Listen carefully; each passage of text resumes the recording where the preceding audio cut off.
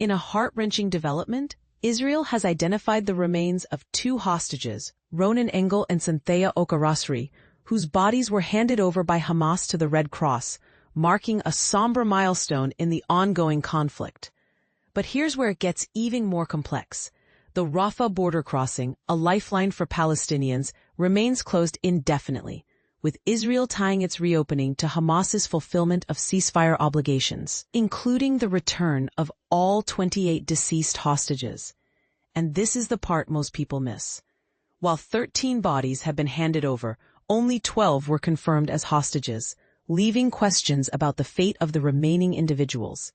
The ceasefire, brokered on October 10th, hinges on critical issues like the handover of remains, aid deliveries to Gaza, and the future governance of the war-torn territory. But here's the controversial part.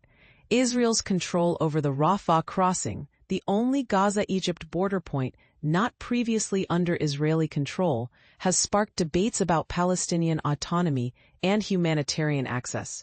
Since Israel took over the Gaza side in May 2024, the crossing's closure has left Palestinians stranded, unable to seek medical treatment or reunite with family in Egypt, where tens of thousands reside.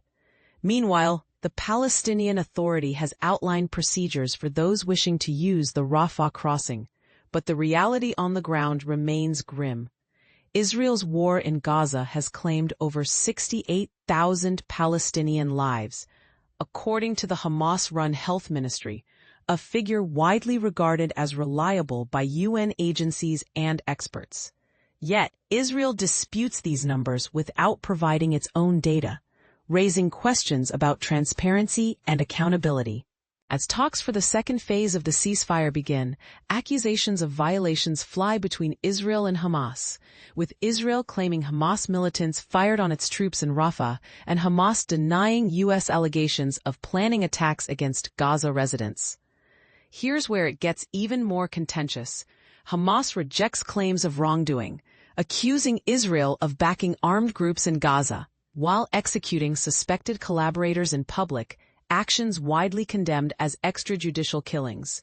Hamas spokesman Hazem Qassem insists the group won't govern post-war Gaza, advocating for a community support committee of technocrats to manage daily affairs. But is this a viable solution or a temporary band-aid? The U.S.-backed plan introduced by President Trump calls for disarming Hamas and establishing an international authority, a proposal that has divided opinions. What do you think? Is Israel's closure of the Rafah crossing justified, or does it exacerbate humanitarian suffering? Can Hamas be trusted to step aside in post-war governance, or is their continued presence inevitable? Share your thoughts in the comments. This is a conversation that demands diverse perspectives.